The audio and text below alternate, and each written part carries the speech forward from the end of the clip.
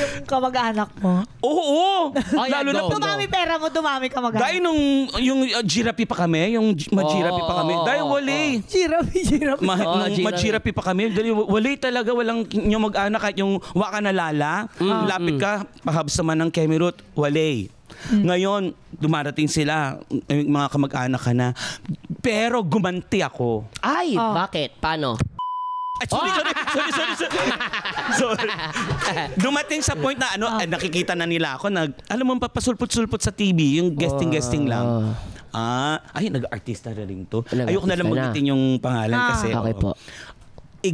Sige, invite daw ako. Uy, birthday ng auntie mo, ganito. O baka pwede naman mag-perform ka naman. Pwede. Masaya, magiging masaya ang auntie mo. Bayaran niyo ko. Ano sabi? Mag-anak naman tayo. Bayaran niyo ko. Siyempre, magpe-perform ako eh. Kasi tumatakbo sa isip ko nun eh. Nung wali kami, nanghihingi kami ng tulong sa inyo, hindi man lang kayo lumapit sa amin. Hindi, tsaka yun yung formal way.